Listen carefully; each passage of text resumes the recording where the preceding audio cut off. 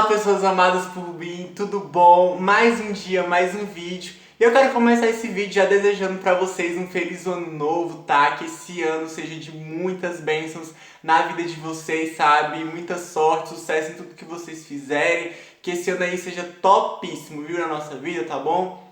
Um beijo de início de ano e tamo junto. Aproveita que você já tá aqui e já escreve pra mim, né, o comentário do dia, né, do caso, que sempre tem um. E o que eu quero que você comente pra mim hoje é duas letrinhas, PC. Comenta PC pra mim que eu vou te responder dando o meu coração, tá bom? Se você é novo por aqui, como sempre, né, eu te peço, assiste esse vídeo até o final. Daí se você gostar, você se inscreve, comenta, dá um like, tá bom? E principalmente mostra pra todo mundo, tá? Não guarda só isso pra você não, tá? Compartilha aí pra geral que me ajuda muito. É isso, aviso, entrega e recado dado, vamos pro caso.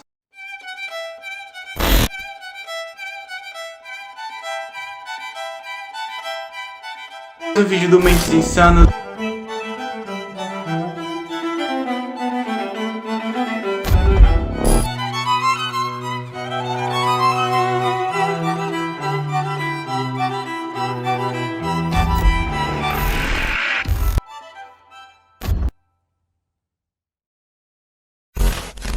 Paulo César Siqueira Cavalcante Farias, mais conhecido como PC Farias, nasceu em 20 de setembro de 1945 em Paços de Camaragibe, Alagoas, Maceió. E para continuar falando do PC, eu preciso falar do Fernando Collor de Mello, que foi o mais jovem presidente do Brasil, tendo sido eleito no ano de 1989 com mais de 35 milhões de votos. Durante a sua campanha, Collor prometeu caçar políticos corruptos do país. E o Paulo César Farias foi tesoureiro de campanha de Fernando Collor de Mello e de seu vice Itamar Franco nas eleições presidenciais brasileiras de 1989. 3 meses após a posse de Fernando Collor na presidência da República, em 1990, surgiram as primeiras denúncias de corrupção no governo. Então, no mês de outubro de 1990, essas acusações também começaram a atingir não só o Collor, mas também, né, o PC Farias, que era ali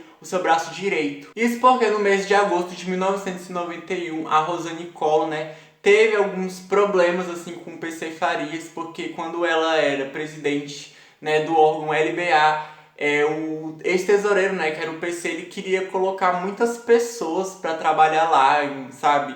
Muita gente mesmo, isso estava interferindo e atrapalhando pessoas que nem eram qualificadas até para estar ocupando aqueles cargos. E tipo assim, galera, não eram cargos realmente assim importantes. Em maio de 1992, o Pedro Collor, que era irmão, né, do Fernando Collor, ele deu uma entrevista à revista Veja dizendo que o PC Farias era testa de ferro do Fernando, né? Ele quis ali dizer que na verdade quem tomava as decisões, né, eram o PC, né, decisões importantes do governo, e que o Fernando era como se fosse ali uma peça, mas na verdade quem era a mente por muitas decisões e que influenciava era o PC Farias. E não era só o Pedro que tinha sua opinião a respeito, né, do governo. A imprensa na época noticiava direto que o PC ele tinha um certo poder paralelo, que ele tinha influência desde o Palácio do Planalto até o Banco Central do Brasil, passando ali por todos os ministérios mesmo. Então a influência dele era bem grande. Essas acusações marcaram o início de um processo que desencadeou o impeachment do ex-presidente,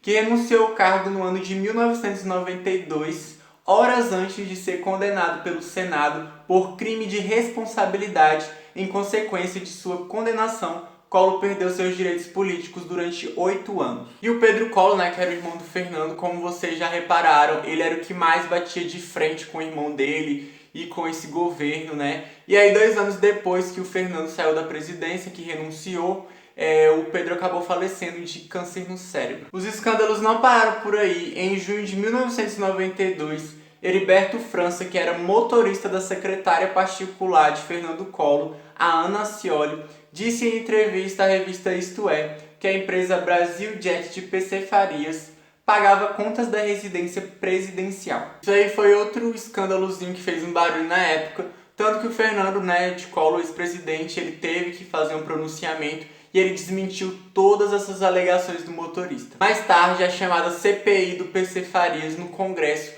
apontou depósitos que o PC Farias teria feito, mais alguns integrantes que andavam com ele, tudo isso na conta da Ana Scioli, né? Eles fizeram esses desvios de dinheiro e as pessoas apelidaram, né, esses golpes, né, de esquema do PC. Além disso, eles localizaram um cheque fantasma que teria sido feito para comprar um carro Fiat Elba para a primeira-dama, a Rosane Collor, né, na época, e esse cheque foi assinado pelo ex-piloto Jorge Bandeira, que era sócio do PC Farias. Pelo público, né, o PC Farias era acusado de formação de quadrilha, extorsão e de tirar vantagem, né, com o seu cargo. Ele também era acusado de dar dinheiro para o presidente para ele favorecer empresas, né, isso na época que o Fernando de Collor era o presidente. Com o poder que tinha em mãos, o PC supostamente manipulou contratos, indicando funcionários para criar contas fantasmas para onde iria o dinheiro arrecadado. Dinheiro esse que inicialmente seria usado para educação, saúde e previdência social. E por conta, né, dessas várias denúncias foi criada uma comissão parlamentar de inquérito para apurar essas acusações contra o PC Farias e o ex-presidente, né, o Fernando. Então eles pegaram os depoimentos de todos os envolvidos no que eu falei para vocês, que ficou conhecido como esquema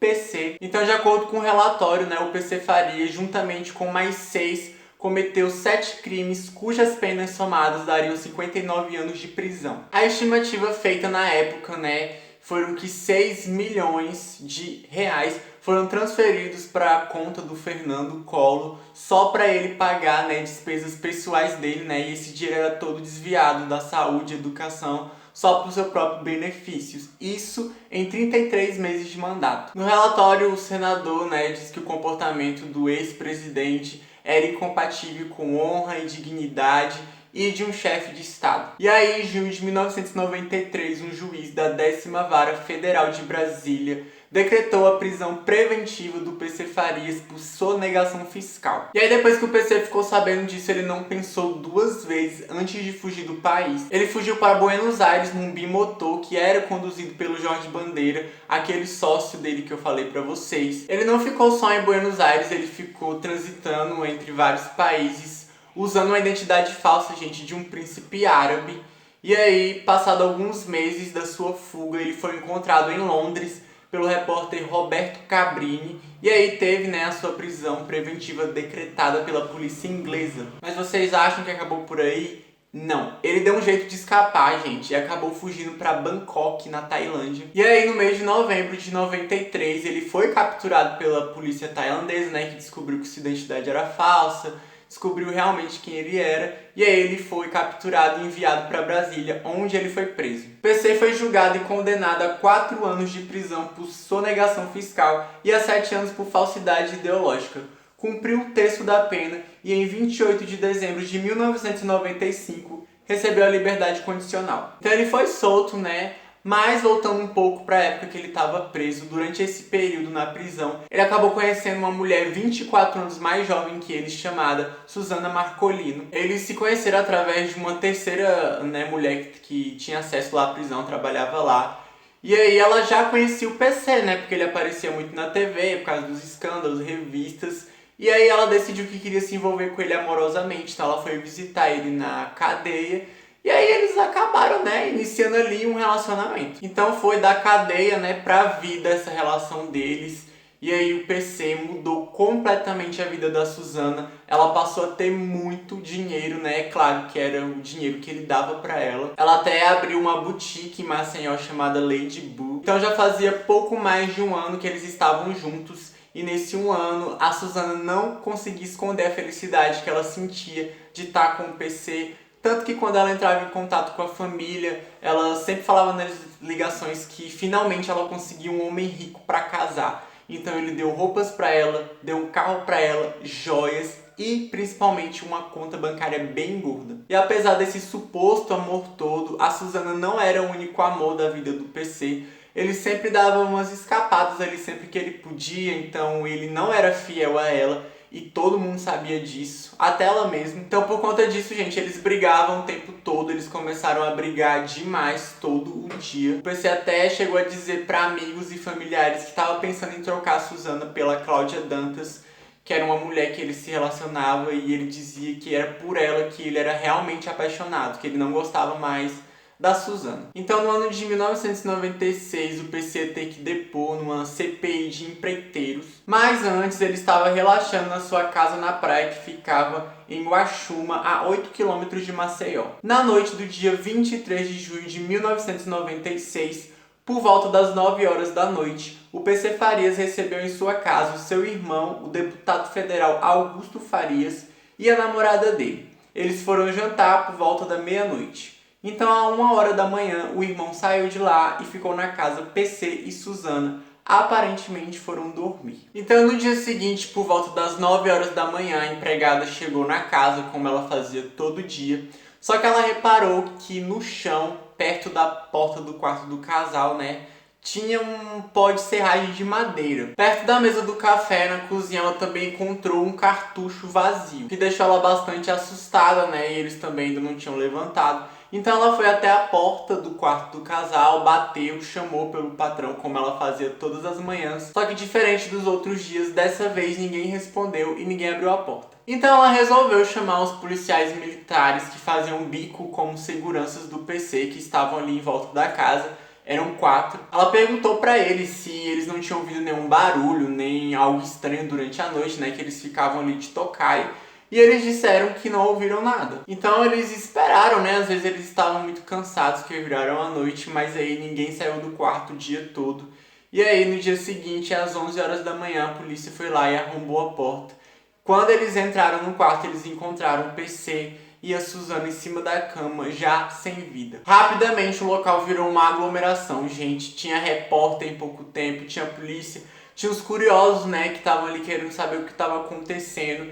E isso aí virou um escândalo na mídia, porque o PC, ele era bem conhecido pelos escândalos e fraudes, essas coisas. Então o nome dele, voltou a estar em alta. A princípio, a investigação, ela se baseou mais em teorias do que em provas físicas mesmo, porque esse caso quase não tem prova, gente. Não tinha evidências no começo da história, então assim, ele se baseava mais nas teorias. O que fez o público, as pessoas criarem várias delas durante os anos. E a primeira teoria foi criada só 5 horas depois que o casal foi encontrado. Isso porque, por volta das 6 horas da tarde, o secretário de Justiça Rubens Quintela e o delegado Cícero Torres se aproximaram dos jornalistas que estavam ali ao redor da delegacia que investigava o caso, e os investigadores declararam que esse crime teria sido um crime passional. Ou seja, segundo eles, responsável por esse crime foi a Suzana, que depois de tirar a vida do PC Farias, tirou a sua própria vida também. Eles especulavam que o motivo teria sido ciúmes, já que ela descobriu que ele teria um caso com outras mulheres, e que também, ele planejava deixar ela, então ela não aceitando perder a sua vida de luxo, ou perder até mesmo o PC, ela resolveu, dar fim na situação desta forma. Outra coisa bem curiosa é que a Suzana estava com a dívida no seu nome de 15 mil reais, o que significaria, que o PC não estava mais dando dinheiro para ela. Então, no mesmo dia que essa hipótese surgiu, pelos investigadores, o irmão do PC deu uma declaração dizendo que estava satisfeito com as conclusões dos investigadores. Então, assim, muita gente realmente acreditava até esse momento que teria sido a Suzana. Isso porque até então não tinha evidências de outras pessoas entrando na casa.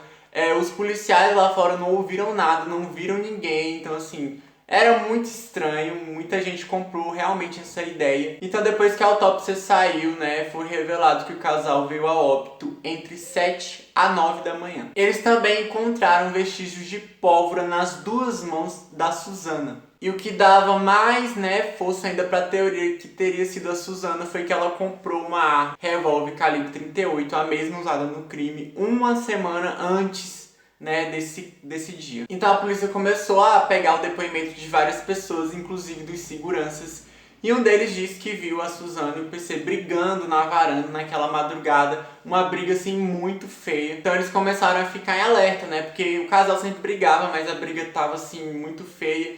E aí o PC disse que eles não precisavam se preocupar, que era só uma briga de casal, e dispensou os seguranças, dispensou daquele momento, gente, porque eles ficavam lá em volta da casa, a noite toda para fazer a segurança do PC e da Suzana. No dia 9 de agosto de 1996, um médico legista foi chamado, para analisar todas essas evidências e provas de que a Suzana seria realmente a culpada, o que ele teria a dizer sobre isso. E aí ele analisou tudo e disse que ele não tinha dúvidas que a Suzana era a culpada de tudo. Ele declarou: "Eu não tenho dúvida do que aconteceu. A nossa conclusão é que Suzana tirou a vida de PC e depois a sua própria. Não há possibilidades pelos elementos de existir uma terceira pessoa envolvida nesse caso." Mas essas declarações não foram suficientes para amigos e familiares, da Suzana, que pediam por uma nova investigação. Dessa vez uma investigação mais profunda e detalhada. Eles não queriam aceitar o fato de isso ser uma possibilidade, sabe, gente? Mas logo essa versão que a Suzana seria a única culpada de tudo isso começou a cair no conceito das pessoas. Isso porque esse caso, apareceram algumas inconsistências e aí a população começou a pedir por uma nova investigação. Então legistas e peritos de todo o país começaram a se unir de forma independente, gente, voluntária, para apontar, as inconsistências nesse caso, que tinha algumas, só que pareciam que elas eram totalmente ignoradas pela polícia ou por quem fez a primeira investigação. Para ele estava mais que certo que foi a Suzana. E as inconsistências eles simplesmente ignoravam. Estudando e analisando a cena do crime, foi concluído que pela localidade do ferimento, a posição do PC e a estatura de Suzana, e pelo ângulo do disparo, a única forma dela ter apertado o gatilho era se ela estivesse flutuando. Além disso, até esse ponto, a perícia do crime tinha concluído que a Suzana tinha entre 1,65 a 1,67 de altura, o que foi, totalmente descartado mais tarde, revelando que na verdade ela tinha 1,63 de altura, provavelmente. Além disso, ela precisou dar só um disparo fatal para dar fim no PC, Por mais que ele estivesse dormindo, ele também estava muito alcoolizado.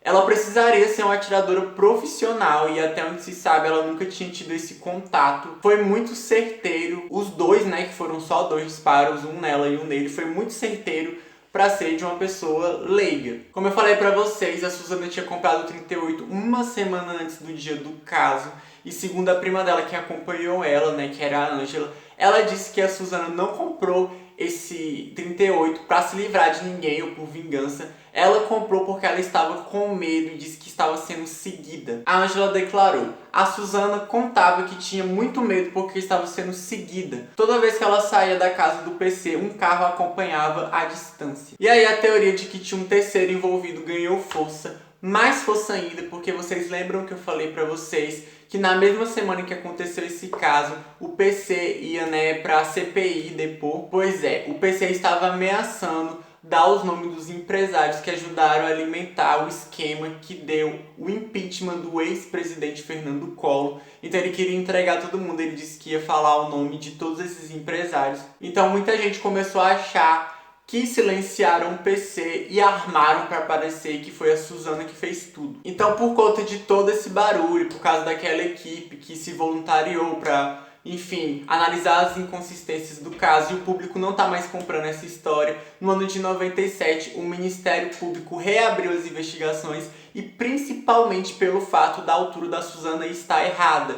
Então eles queriam ter certeza qual era a altura dela, porque se ela não tivesse 1,65 de altura e 1,67, não faria o menor sentido ela ter feito, todo aquele ato com a 38. Não teria como ela fazer isso. Então a justiça autorizou o pedido de exumação, e aí eles confirmaram que realmente o primeiro laudo da autópsia estava errado. A Suzana, na verdade, tinha 1,57 de altura, 10 centímetros a menos do que foi colocado, na sua autópsia. Na exumação da Suzana, eles também viram que nas mãos dela não tinham chumbo, nem bário, nem antimônio, que são elementos químicos que aparecem nas mãos de pessoas que efetuam disparos. Ou seja, tinha mais coisa errada ali. Na mão dela só tinha mesmo a pólvora, que, digamos assim, é o mais fácil de se passar, de se colocar na mão de alguém, de se pegar. Além disso, não foi encontrado nenhuma impressão digital na 38 dela, nenhuma. E não para por aí. No ano de 1999, mais verdades vieram à tona. Na primeira análise foi determinado que o PC e a Suzana faleceram quase que no mesmo horário, com 30 minutos de diferença. Mas não era isso que mostrava os exames feitos pela presidente da Sociedade Brasileira de Medicina Legal, doutora Maria Tereza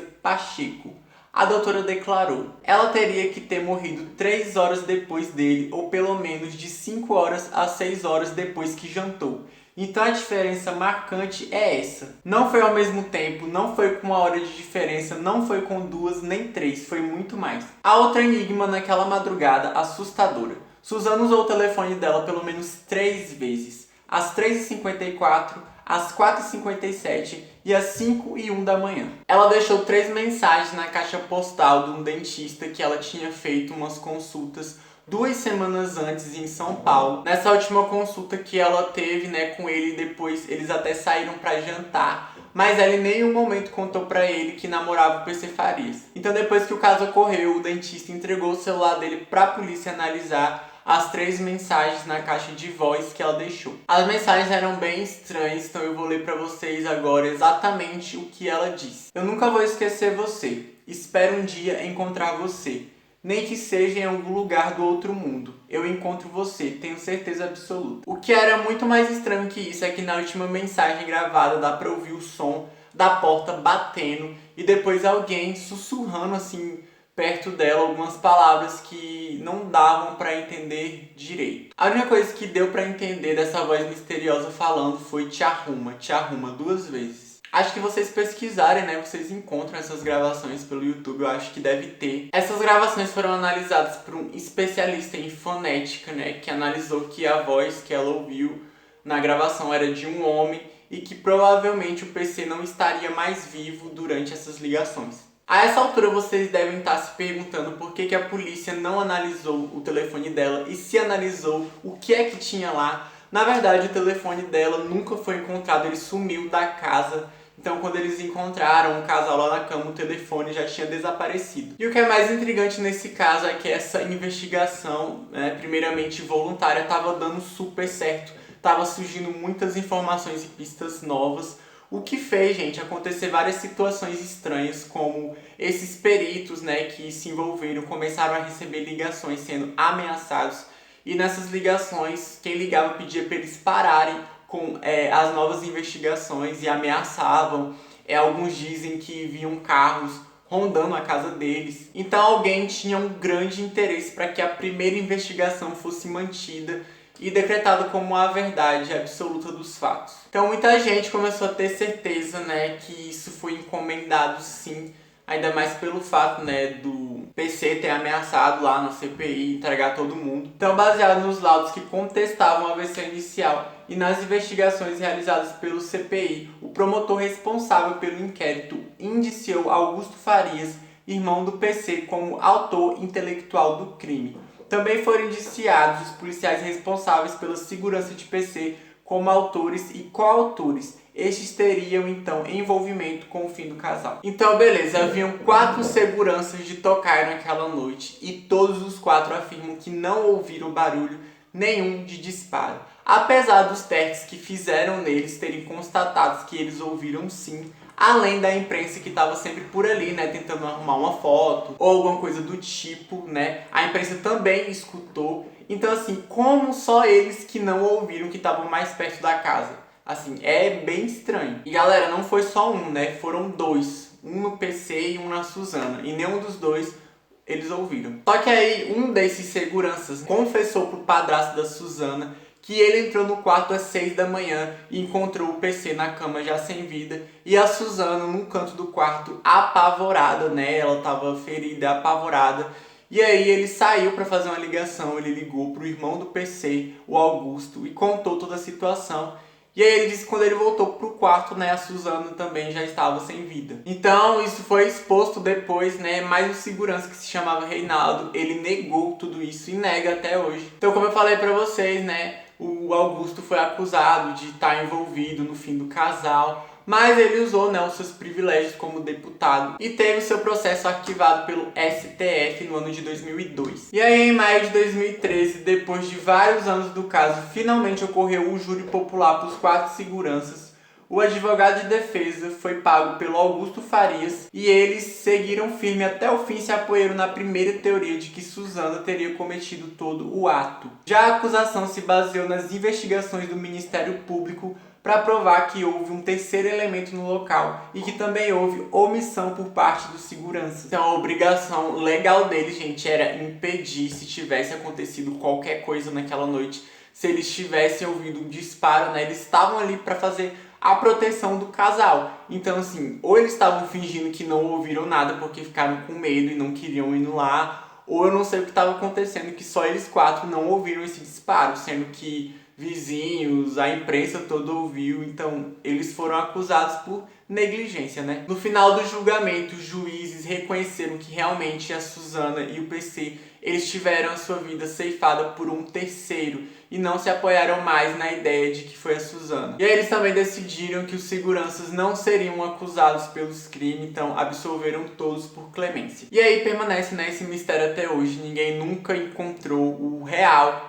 culpado, né, disso tudo. Enfim, né, esse foi o caso. Espero que vocês tenham gostado. Comenta, compartilha, fala pra todo mundo. E é isso, eu vejo vocês no próximo vídeo. É nóis!